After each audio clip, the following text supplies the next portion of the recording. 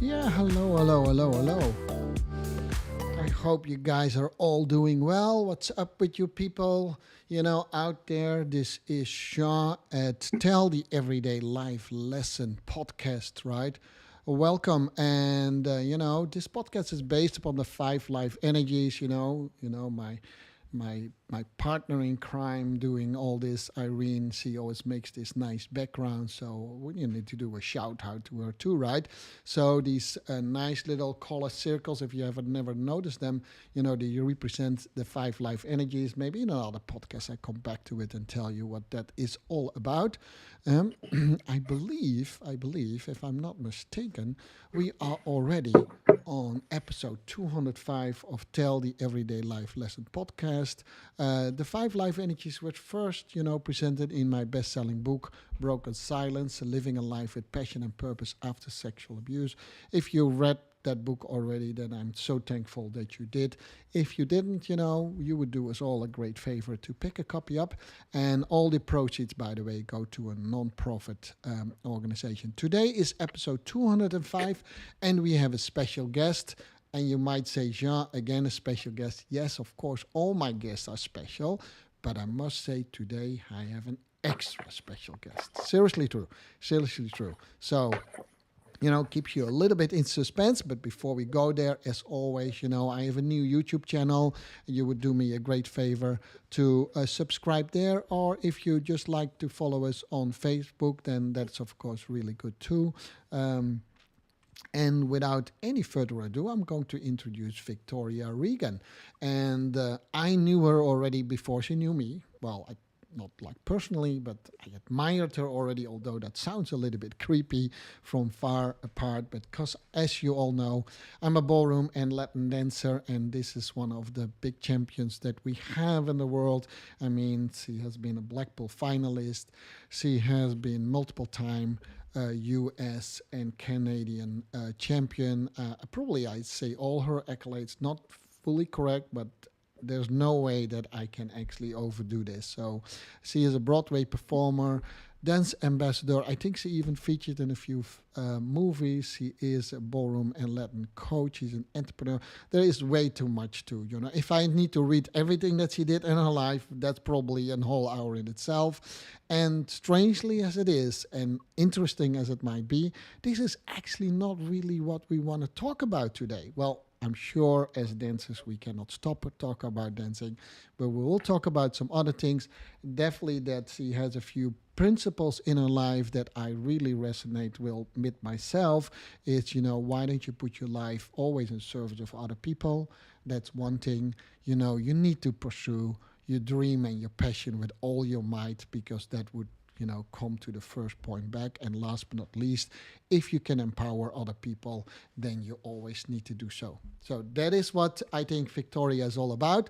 Without further ado, let's call her in the studio. And hello, Victoria.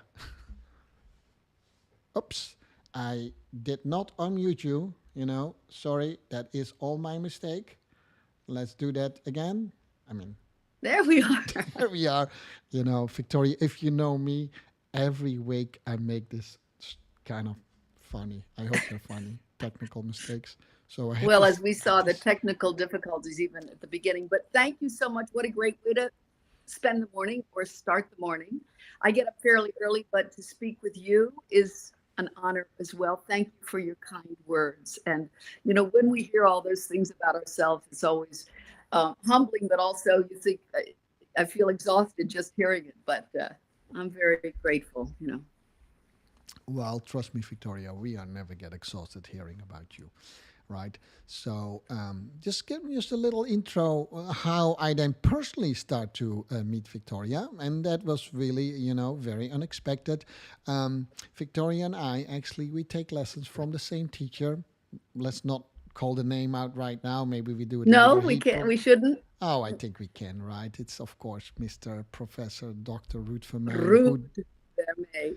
who does Spectacular. not know him. He's also Dutch, so if we have lessons together, we always make Dutch jokes, with only the Dutch people laugh about, by the way.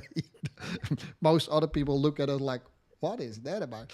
But anyhow, that's how I met her. I was in awe when I saw Victoria on screen. Like, what? She's here, and I'm Well, not. that's right. It was during COVID when he gave so many of these Zoom lessons, and he gathered all these friends like ourselves that hadn't met each other, and it was a great series. And the Dutch, by the way, have an amazing sense of humor, very direct, New York direct, I call it, and a great sense of humor. So it was a great time It doing the was a good Zoom time. lessons. I hope we'll get Yeah, back to that, Victoria, because there was so much I hope learning so. from it. And I always say, if you are a teacher but you're also not a student anymore, then I don't think you have any business in teaching. And he Ruth always, it's not a show about Ruth, by the way. Ruth, if you're listening to this, if you want to talk about all this, then you need to come in the show yourself. That's it. Yeah. He should. He should definitely. I will ask him soon. Soon, by the way, now we're talking about a lot of commercials. Anyhow, this was the commercial about Dr. Ruth for mij. Soon, actually, my other colleague and I will do actually a podcast that's geared only to dancing. So that's going to be probably live in the May timeframe when his book is published. So that's a little bit still under the wraps. So just building up the suspense. But now about Victoria, man, seriously, I went to your website, and guys, all people online, if you have already some comments, put them in the chat, then I can see it here. But no, your I don't know how to call it, your resume, your rap sheet, whatever you want to call it, it's way too long. But just for the people that don't know Victoria, give us a few highlights before we go into dive into the deep topics for you. Could be Well, the personal, right? highlight we talk about is what pursuing your dream, uh, dance empowering us as women or men. And so that's pretty much, I think, what happened. I don't know as a young child if you have a dream, but certainly at the age of 5, it was in my DNA and meant to be. So I started at 5. Long story short, it never stopped. That desire, that resolution of achieving what I wanted to never stopped. In some ways, it feels selfish, right? Because when you're pursuing your dream, nothing else gets in the way, no one gets in the way. So I think that was my experience, is that I always had that desire to keep moving on, doing different things, and nothing stopped me. Cool, cool. Well, I mean, like I said, questions often present themselves. I believe that, right? And so the first thing that I would like to latch on to is, you said, it sounds selfish if you pursue your dream. My big question is it selfish when you pursue your dream? If you, I mean, depends a little bit what culture you come from. Or it could even be a Mm-hmm. faith-based thing. Sometimes I talk about faith here. Not that I want you to convert to my faith, not at all. But a lot of people believe that we are unique in the world and maybe even uniquely created. So if your dream and your passion are aligned, that's maybe fulfilling of something that is a little bit Mm-hmm. higher than yourself. It's something that I could defend and to a large extent even believe in. So, what about you, Victoria? If you pursue your dream, is that selfish or not? Well, look, because I did it, I encourage every woman. Maybe I have more opportunity to empower women than I do men. So I do encourage women to do that. Having said that, I feel it's a bit selfish. Nothing would have changed because I did it anyway. Many people tried to divert my attention away from theater or moving or going beyond what they thought I could do, and nothing deterred me. So that was no choice for me. I didn't really have any guilt. But many women I speak to, of course, feel guilty if they're involved in a relationship or if they have children or they're married, to pursue their dream. Yeah, It's more challenging than when you start young and nothing gets in your way. yeah. You see, so I think my experience was different. That nothing got in my way. And so, how do we, if people haven't started early, how do we help them pursue their dream without Yeah, feeling that guilt? yeah. I think that's a big part of this podcast of this episode Mm-hmm. is about. How do you pursue your dream, Yeah. and is it ever too late to do that? I think Correct. that's a good question. And how can people like you and maybe even people like me help other people to do that, right? So that's a question. I can also speak a little bit from my own experience, to be honest. There are a couple of things, Most people know that I have been a pretty successful martial artist, and I always believed that that was my passion until my feet touched the dance floor. And my world got upside down, and I started to pursue something at a pretty late age, where some people, Yes. except that person that we talked about before, said maybe you're too old. He said, well, maybe you won't be a world champion, but no one should stop you to pursue your dreams. So that was a Correct. first good advice from Mr. Ruud Vermeij. There you have him again.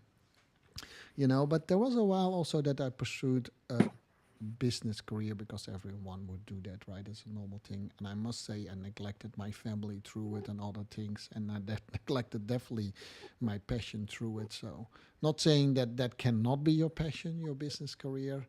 I'm just saying very often it's not.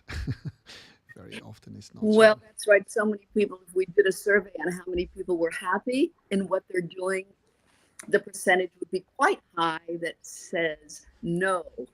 Uh, so I always kind of have this theme of tapping into your source. Yes, yes. And And if you say we, can I ask you who we is then in this case? You said we did a research.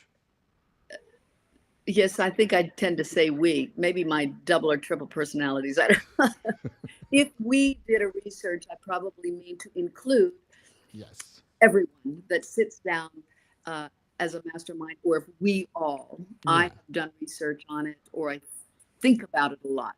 Yeah. If we asked, if Yeah. we as a group Yeah. or people Definitely. interested. Definitely. Yeah. Another good in route into maybe well, there is no main question for today, but it's about empowering and following your passion. But there is actually quite a bit of research out there that backs up what you just said. And there's actually a nice book. I just need to find the title, the exact title, and the author, and I will find it, put it in the show notes too, by the way. And this person, he did a research and asked people in the very last phase of their life Mm-hmm. if there was anything that they regret that they did or didn't do. And the most remarkable thing actually is that most people did not regret what they did do so much. There were smaller things in there, of course, but they mostly regret what they didn't do. And if you ask them what that was, it always would come down to that same word that we talk about, is pursuing the passion or the dream. And sometimes it was something like, always wanted to make, a trip around the world, But more often it was like, hey, I had so much talent into whatever that is, and then I sold myself into the American dream, get a house, and stuff like White that. picket fence, house. Yes, Most people are deterred from doing anything creative or artistic by yeah, their parents, by others, warning them there's no money in it. And so now I think the research that's been done, I've done it, you've done it. Most people that are looking into this see that it's the creative thing that they want to do and they're afraid of doing. We're afraid of doing it. hmm yeah, Or people are discouraged from doing it. yeah. And many of us have succeeded by pursuing our dream. Yeah, yeah. Yeah. What are the things? What are the things you? By the way, people, this is not to be judgmental. This is just a conversation between Victoria and Jean, and this is sometimes we blur out things that we just personally believe. You don't have to agree with it, but I believe in the lack of creative energy in the world at the moment, right? And a few people Yes. pursue that. And my question to someone with your experience is, what is there more than only not bringing beautiful things to the world that you miss out if you don't go into what I call your creative energy? What do you think that people believe Mm. miss out on? Well, regret, right? Yeah. Unhappiness, bitterness towards others. I think a person will come out being bitter towards their partner, the world, because they have been encouraged not to pursue what they wanted to. Wow. And they listened. If you Wow. don't listen, If you do it anyway, as the books say, as all the great entrepreneurs say, you will arrive. You will succeed. At which level it's questionable. Yeah. Yeah. In other words, if we do, and I say we, including all of us, if I don't say I all the time, if we as a group don't become millionaires, then we can still be quite happy. It's all relative. I think when Steve Jobs died, of course, he said that his money did not buy health, cure cancer. So we know all that too. I believe it makes us unhappy if we don't pursue it. Yeah. Oh, so I have a listener. So I bring that in at times is, when a listener, connect to our discussion. So I just, Yes. it adds to our discussion. So I have Irene here, and she says, Victoria, very interested in how you manage to overcome that feeling of selfishness when pursuing your dream. Did you always feel bad about yourself, or did you find a balance, or just say it didn't matter and push forward? So it's a little bit going back to what we talked before, but actually I'm interested too. Yeah, yeah. Well, because I think about it, I say selfish now, but I can tell you then, when I started out, I never felt selfish. It was just a thing I had to do. No question. I never listened to, again, I had people telling me, you need to be a nurse. I, at one point, wanted to be a dental hygienist. And then it always pursued me as well. So I didn't feel selfish then on the road to success. I only look now and say, if I look back, was it selfish? But there was no choice. The answer is, if we have to question too many times what we want to do, maybe there's not what we should pursue. For example, when I decided to go from ballroom championship, which was very secure, to move to New York City with zero, with nothing, starting over again, there was no question for me. Yeah. So I guess I didn't feel selfish in making that choice. Yeah. Adele says, it's not selfish to pursue your dream. And I believe that, right? Right. Because I truly believe that, I'm sure you would have turned out to be a nice person as well if you would be my dental hygienist. I'm sure too, like, oh my gosh, that is the nicest person I've ever met. And then, my dentist is called Dr. Dickey. I'm sure he would have a place for you in his practice. Can you imagine, seriously, if we don't make those choices, if we make the choices that seem rational, yeah. If I look at that, it just would have been impossible. And so I don't regret one single choice, honestly. Cool. Yeah. Yeah. And No. then can you imagine? So I'm laying in this chair, right? And you know how these people try to talk to you, right? And then you want to give an answer and it's all kind of crazy. But then I say to you, you have to so you choose to go to a different route, right? Absolutely. And then I would say to you, "Hey, I'm a ballroom instructor." And then you would say, "Oh my gosh, I always wanted to do that." And you probably know, but can you imagine people also how often I've heard after I told people that they say, "I always wanted to do that." Absolutely. If it comes to dancing, I cannot imagine. You cannot imagine how many people would say, "I always wanted to do that," and I always say, "Then why don't you?" Yeah, That's right. and then they say, "Yeah, but I'm not a good dancer." Well, I Or I'm always too say, old, yeah. yeah, Victoria and I, we were immediately amazing dancers, right, Victoria? First lesson, our teachers, they fell on the floor like, "Oh my gosh, you guys are so amazing." We don't have to teach you anything anymore. That's ridiculous. You sucked in the beginning. It is a different process to encourage people to pursue their dream when they're a bit older. I do know that. When you start at 5, no question, you feel like you were born to dance, maybe not born to sing. You can do that later. But when people start at the age of, I think, 21, 25, more of a challenge, but I have seen miracles through that too. Don't question. Yeah. Yeah, that's No, it. So, what time did you start to dance? 5. Oh, that's amazing. So there's a certain innate ability and encourage. I mean, something that's inside you that it's supposed to be there all the time.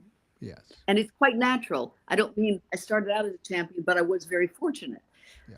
So when people start, usually at the age of 5 or 7, it's a lifetime pursuit potentially and easier. Yeah, it Easier. definitely is. It definitely is. You know, I started with probably at the age of 5, 6 to do my martial art career.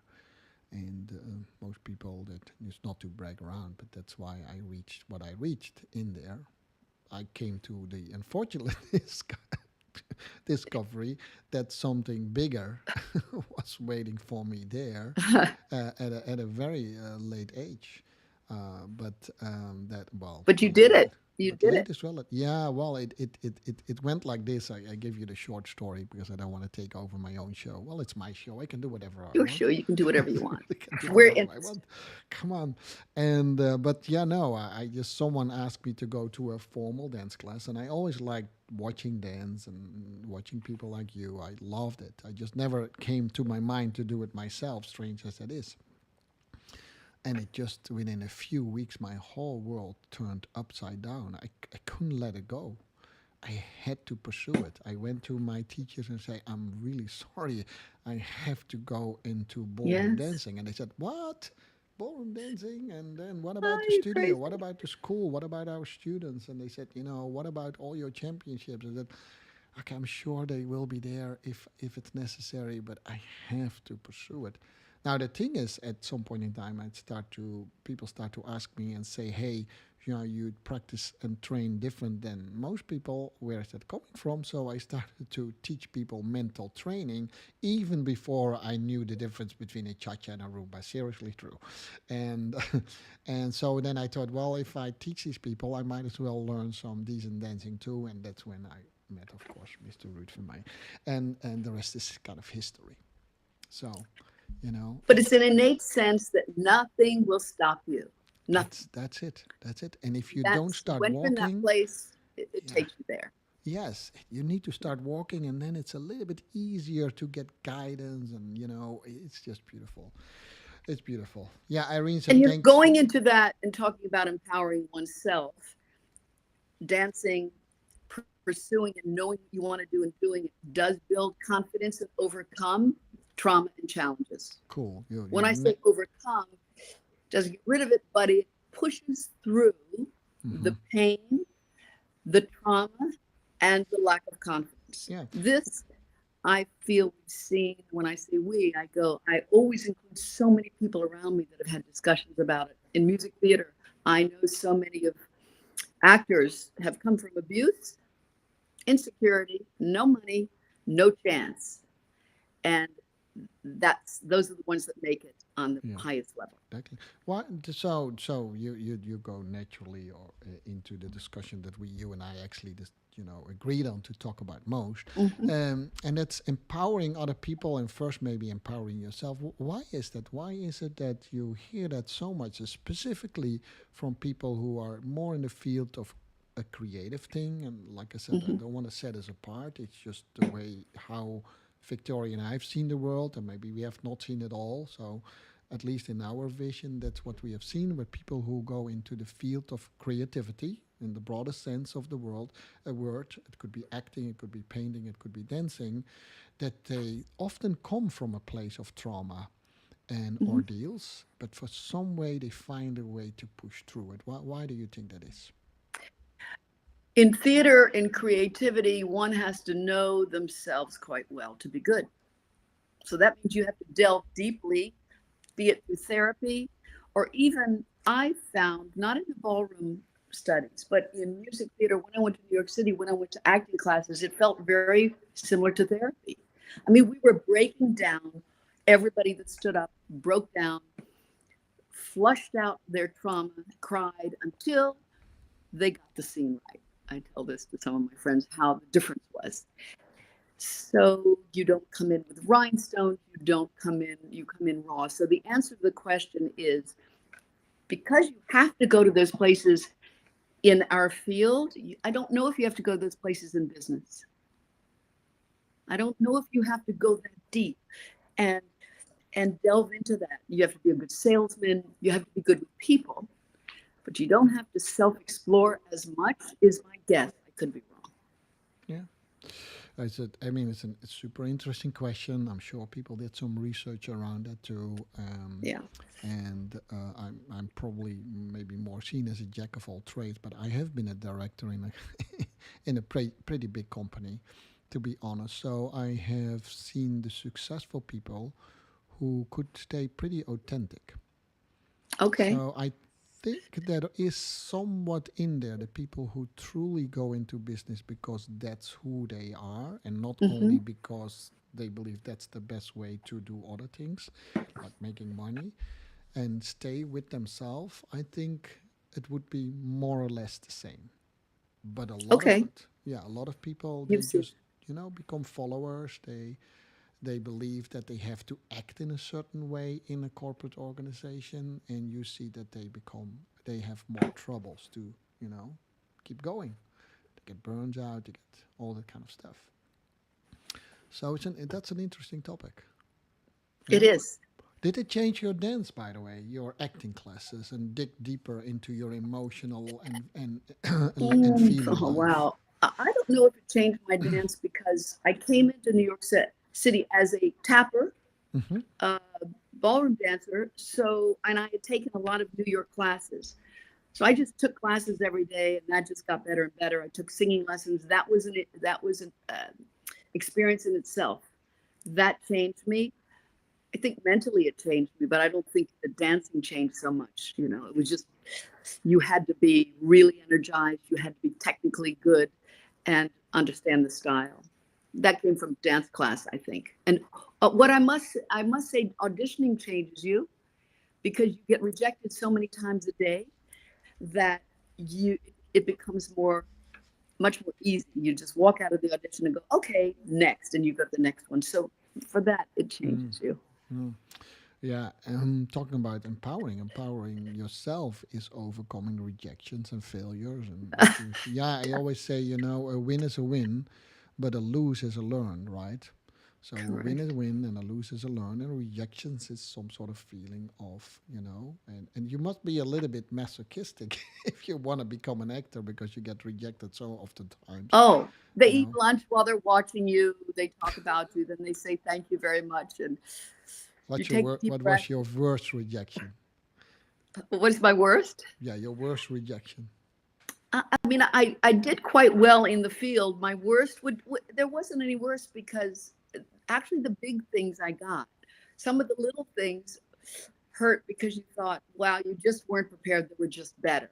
So Hmm. again, I learned through therapy, by the way, because I did a lot of therapy in New York City. As an actor, it was part of your life. You spent money on therapy 3 times a day, 3 times a week. I went to one of the best. He required you took 3 times a week. You come 3 times a week, and it was just the message was always you are not what you do. Who you are is not what you do. But that's absolutely not how we feel Yes. when you are performing. How you come out, you feel definitely it Yeah. defines who you are. Yeah. Yeah. So Okay. Yeah. Rejection, failure. Anyone goes a little bit into the field that we are in. It is. yes. Yeah. I can understand. I tell it to everyone. I can understand that feels very painful. Why would you do that, right? But you get so much out of it. Oh my god, Yeah. I rehearsed every night, I sang every night because many of the things were about failing the singing auditions, Mm-hmm. right? So my neighbors or people that knew me knew that I practiced and practiced and practiced probably 4 times as the other people that had university as vocalists never had to practice anything. Yeah. That Cool. kicks in. If I jump completely to the other end of the spectrum, and with all the experiences that you have right now, whether it was rejections or success, we'd like to talk about successes, of course, Yeah. that you have, and we talk about empowering. How do you use, or can you use, all your experience to? And I still know you teach a lot and you coach a lot. How do you use that to empower other people? As an example, I suppose. Yeah. as Yeah. an example of being strong, of being self-sufficient, of still working beyond what would be necessary. That's part of insecurity and neurosis, in a sense. I think people that are successful still have that. So I would say by example, and anytime people want to have a conversation, I like to encourage them the best way I can. With Yeah. and very often when I do that, I try not to talk about myself too much, but just share, Yeah. encouragement Well, with the them way things. you have empowered me, and this might be a little bit surprise to you, but I'm not. I mean, I know I look incredibly young. I know that, right? But I'm in my 60s already, so it's not that I Wow. started. It's not that I started yesterday. But when I was in a class, a small class of 5, 6 people, with Victoria Regan, and I heard her having such an open mind and the willingness to learn and not coming from a place, do you know what career I have and what lessons I already had when she came into class? She was the same student as I was. We were like in awe when our teacher told us something. We felt sometimes dumb, like, oh my gosh, that we Oh, didn't know this. We were just wonderful students. And to see someone with your resume doing that, for me, that's totally empowering. That is oh, totally thank you. empowering. Well, So it's literally by thank example, but it's not only by example of what you know, but it's also by example of the willingness to let new knowledge come in and you. even change you. That for me Mm, was like, I think like, so if you have that flexibility at any age, I hope you have it, by the way, for the young people online. I know there are some, when you're in your 20s, you have got all this knowledge already, I cannot tell you how much that would help you. But if you can still do it, and I know, Victoria, you're still very young too, but if you can have it on our age, then, for me, that was definitely an empowering thing. well, maybe it's a gift also because when you go to classes, I think that was always a gift to just be so curious and open to. I don't know because we all maybe it's an insecurity. We still always feel we don't know enough. We're not good enough. We still are not where we want to be in some sense. Or I say that. I Yeah, say no, we no, as a yeah, no, this is again we. from speaking to so many actors that are at the very top and they say to me, I'm still so insecure, I'm an imposter. That word of imposter, so many people feel like an imposter no matter We how all much do. experience. And Yeah. so learning is one of my greatest joys. Yeah, yeah, I hope you people hear that, And in one of my previous episodes, I talked about the imposter syndrome, and to some extent, it never goes away. Never goes Don't away. don't don't even try to get it away. Just be aware that it's always there, and sometimes it's Yes. stronger there than another time. Just keep going anyhow. That's what I that's what I always say. Keep going anyhow. So let's go a little bit. I mean, everyone knows I always do it at least one time in my show. I hold up the book, Broken Silence. Oh, thank you for doing that. Someone needs to make a snapshot of this right now, right? Right now, Yeah, right you now. make Yeah. So Broken Silence. In Broken Silence, if you've read it, I tell my story, my own story of ordeal, which is, you might laugh a little bit about that, Victoria. It is a little bit on my editor's advice to do a little bit good marketing. People love, a personal story. It seriously does. And it brings them deeper into what you actually want to tell and teach them, right? I mhm. cannot heal you, but maybe my story helps you to do something different. And I just found a way to cope with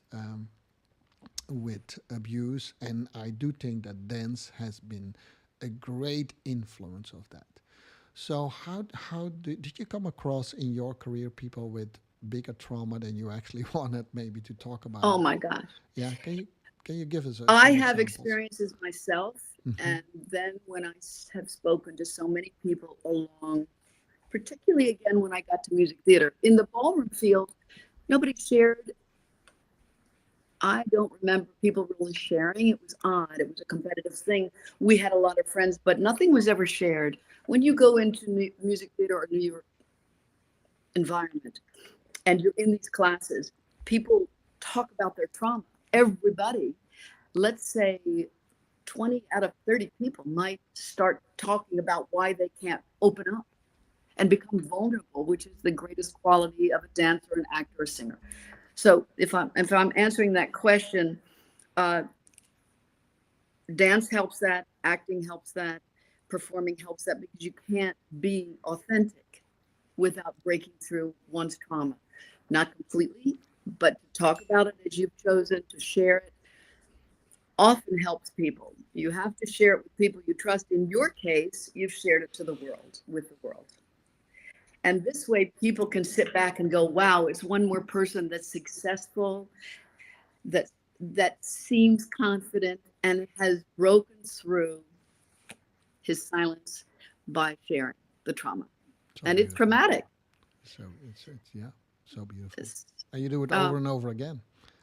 over and over again. Yeah. And some people, I suppose, are very challenged with breaking through to achieve their dreams. And that's where it hurts, when we can't break through the trauma and are unable to pursue those dreams. What do you think? Yeah, it's beautiful. Some people give It's us helped you. It's helped you achieve your dreams. well, yeah, on hindsight, everything is 2020, obviously, right? So when I start writing my book, I had to, piece it all together. And even because of my abuse and the domestic violence I had, I became a follower. I just followed anything that authorities said to me. And Mm. even when I started to take my first dance lessons, so in martial arts, there's not a lot of acting, that is, you hit the other one or he hit you. So that's as simple as it is, right? So you become mentally very resilient, which I already was actually, because I kept all the trauma in me, right? When I came to dance lesson, and then you have to find the good teachers, to be honest. And I say this Mm-hmm. with a qualification, to be serious. As you know, they are truly looking at you as a dancer, not what what goes well in competition. They are interested truly as you as a dancer first. That's a difference, right? That's success. The success is not that Or whether as a you person, would you as a say person, they're yeah, interested in you as a person? as a person, That yes. is, yeah. So I also say that to my students now. I have seen a fan dancing like a million times already, but I want to see how Victoria does it. I don't want to see that it is exactly correctly done according to a book. I want to see how you do it. So that's how I've been brought up. But I must say, in the beginning, I was just dancing as a conformist. I just tried to Uh, dance like other people, like the rules said to I me. see. And Yes. and and this is how Walter Ladd wrote it in his book, and I have the greatest respect for the man. By the way, everyone is old enough to at least have seen him in action. As a teacher, we know that great technique came from him. But that's not what I meant. I tried to dance just according to rules, and then I started to really do the deep work, and then I start to make that change. So even in a field of art, you could still be that person until you meet people like Victoria, hopefully, over time now also me. And Well, yeah, if you look at the competitive floor, there's so many people that haven't been introduced to the deep work or refuse to go there. I believe that many coaches now are doing the deep work, but because of trauma or a lack of willingness to open, they cannot achieve that performance skill. yeah, beautiful. That is Absolutely. so Can't find their yeah, who they are to bring individuality yeah, to it. yeah. Yeah, that Yeah, is so beautiful. That is so straight from that's true. how I believe, and the people I often work with and had the pleasure and the honor to work with believe that too. And it is an ongoing thing. It's not like, let's do 10 lessons with Victoria and Shah. Now we get there, you never have to come back. It's something you will That's revisit right. over and over again. And Mm-hmm. it gives you, I don't want to say joy, but it gives you something else in Uh-huh. dance that has not always to do with being the number one, or do you put your arm straight on the count of two. Yeah. And those are great skills too, by the way. I mean, Great skills. yeah, but it's not always about skills, and it's definitely not always about, getting the accolades. Being number one is just, you have been in the high, you're literally at the highest stage of dancing, is and to be in the final of the British Open. That's only for a very few people in the world, and we all still dream about it. I was, people talk about luck, that it's not luck. Some of it's luck, who you're attracted to, or at the time, music theater was always the right part at the right time. That was a long time. Having danced with Peter Maxwell did help also. He's such a powerful, incredible person. He was well known. I was known, but the two matched beautifully. And yes, that was part of it too.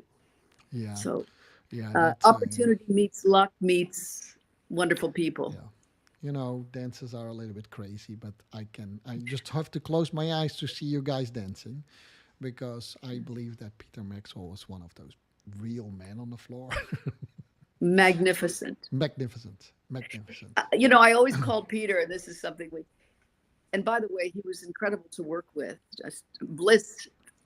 People don't know him as that possibly. He's somewhat, he's somewhat aloof. He is a genius. I think he knows he's a genius. But to work with him was fun, easy, and he's a minimalist. Like, he never imagined in 7 years said a harsh word to me. Wow. So that was a lesson of watching trauma, people work with trauma, and working with him showed me that it was possible to learn respect at a certain age, at a certain mode, and never criticize or argue. Yeah. That was empowering. Yeah, that is. Someone says here, Adele says, seems like you, that's probably Victoria, seems like you are always prepared for what could come to you. Is that true? Seems like you are always prepared for what could come to you. Well, that's interesting. She said that. One of my mottos, there's a couple. I learned the golden rule: treat others as you would have them treat you. Of course, always do the right thing. And then there was something. A doctor. He was a boyfriend at the time. He loved theater, and he loved me, and was very kind. And one thing he taught me, he says, chance favors the prepared mind. And a light went off to say, if I have nothing and I'm doing nothing, what can I do with my day? Or how can I practice in case something great happens? Yeah. That was absolutely, to this day, the light went on. No, that is absolutely so true, right? Sometimes say it's an overnight success, but an overnight success is always 15 years in the making at least. Yeah. Right? Tony Robbins has a few quotes along the same line, is that you need to be prepared to meet your opportunity. Some people say, okay, when I see the opportunity, then I start to prepare myself. The point is, you don't even see the opportunity if you're not prepared, right? The universe does that for us. I still don't do enough. I still don't do a lot of meditation. I do my boards, my future boards. Sometimes it doesn't work, but we don't know when the time's going to happen. It could be when I'm 80. But we still have these thoughts and these dreams. And if we keep thinking about it, preparing about it, doing small things, even though we're not totally prepared when it comes, it's the right moment. Right. Cool. So we're all waiting for that next moment. Yeah. Well, that brings me, and unfortunately, time goes so fast talking to someone. But I always have, when I have someone for the first time in the show, I have always two questions left. And the first one is, if there's anything you could do different in the past, what would that be? And I'm giving you immediately the second question. What is the next thing that you would like to still do if you can, and maybe you will, right? So is there anything you would have changed in the past if you could, and what would that be? And what is the big thing? And it doesn't have to be big, in the sense of, curing world hunger or something. What is the next big I thing have for to you? say, in my career, maybe only a few things, but then I still believe, for example, I left 42nd Street a bit early. right? Okay. But the reason I did that is because another opportunity came.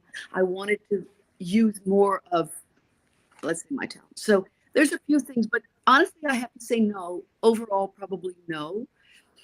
In my personal life, I think I've hurt a couple people. I definitely would do that differently.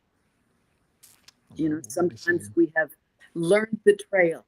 And so now I'm very big on betrayal, being loyal no matter what.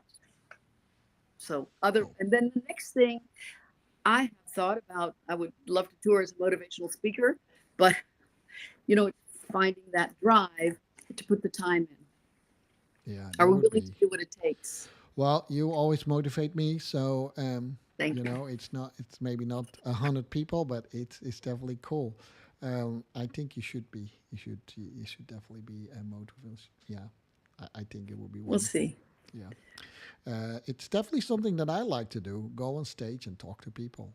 I don't Yeah. know. I'm just relatively verbose, I guess. I It comes to that. What about the think it's future? sharing, communicating. It's communicate. Oh yeah. We like. Well, what about the future? I think continuing again, I say to myself, just calm, stay calm. I talk to myself, stay calm, work hard, do the best you can, and keep an open mind for things to walk into your life. Create them, but also be open to them.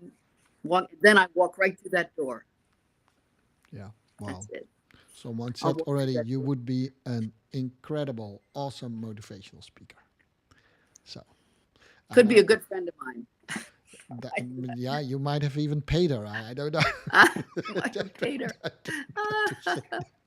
I Well, don't know, thank but you. I definitely do agree that you could do that, and definitely motivation speaker you could do it from a your knowledge point of view, but you definitely if you start to do it from an experience point of view, what is people Mhm. love to learn from what you have been through. I mean, the mistakes you made, the way you Mhm. did your successes, all these questions already actually alluding to that. Say, how did you do this and how did you do that? And I definitely hope that the younger generation A laser definitely. focus, really.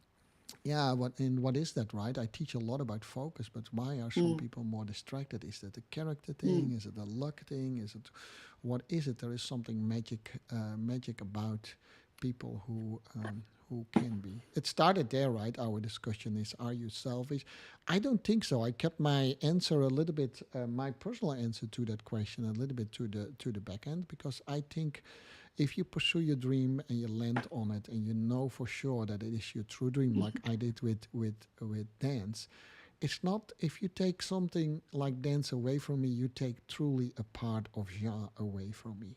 It would Mhm. not leave me whole, so that's an authentic part, and I would be definitely a better friend and a better partner and maybe also a Mhm. better speaker because I have that in me.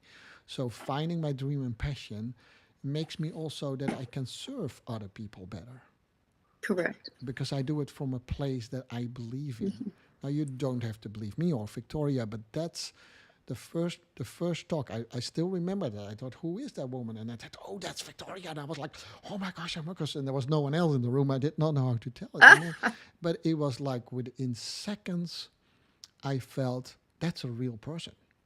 Thank you. It's a That's great a real person, compliment. and Great it's not even compliment. meant as a compliment. Mm. Because it is. You were literally the same as we had me in there, and then we had super young people in there. Like remember Ewout, the other crazy Dutch guy, Yeah. and it's Yes, such an we had to practice. authentic All of us had to person. practice his name. Remember, we Yes, had to say his name one at a yeah, time. and he was doing his spin turn on like 2 square feet, and he kicked, That's right. and it was like crazy, so It's all authentic. exciting. Yeah, and to find that at a young age, which for me, guys, this is what happens when you go through trauma and specifically abuse trauma.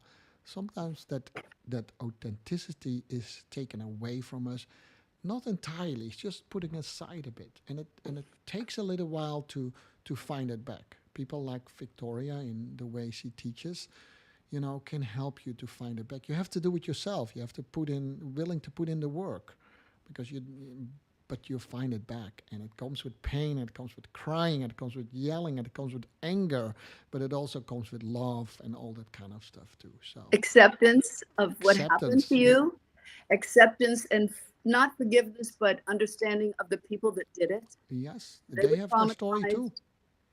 traumatized, and then turning it into an empathetic, compassionate drive to help other people and become good. Yeah. Yes.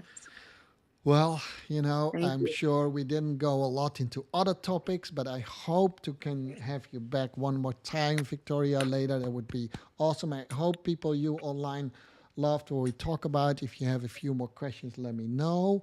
I always ask Victoria to stay online, and I'll say goodbye to our audience and guests, and I say bye bye and what have you not, Bye-bye. and I'll come back to you, and then we can review a little bit what we did or not, Okay. if that's All okay right. with you. Yeah. Definitely. All Yes. right. So, all right, Victoria. Officially, I say thank you for being on our show or on my show. I hope to see you back, real soon. I wish you, of course, all the luck with all the great things that you do in the world, and keep bringing it, because we need lights like you. And so that is the honest truth. So, My see you, pleasure. see you back next time. Um, Okay. Bye. All right, you people. Wasn't that awesome? I mean, to be honest, I was even a little bit nervous. And if you know me a little bit, I don't get quickly very nervous. And so, but that was it. I did, I was it. So if I was a little bit more like this than usual, then that's just because Victoria. Blame her. Don't blame me, right? So I enjoyed the interview very much. I hope you did too, and got a lot out of it. I really need to have to go back to it. I hope you do too, because, Victoria said a couple of things that, you can definitely take it as quotes, and how you deal with just, with a simple dance lesson, because after all, it's just dance, but it can bring you so much more than that. And it doesn't have to be dance, but, go to find, if you see, um, this one on this side here, this red balloon here, that stands for the creative energy. And I do believe, like Victoria, that has left the world in so many cases, specifically adults. When we're young, we all have it, but when we're old, we sometimes forget we need to have that energy too. All right. And then, as always, not to overdo it. Yes, but I have a new YouTube channel. So if you subscribe, that would be a great pleasure for me. I hope to see you back next time. Tomorrow we have a regular thing, at 12 o'clock. And if not, then I'll probably see you in another interview. I have another amazing dancer, by the way, later this week. So stay tuned for that. This was Tell the Everyday Life Lesson Podcast, episode 205, if I'm not mistaken. And I hope to see you back next week. Bye-bye.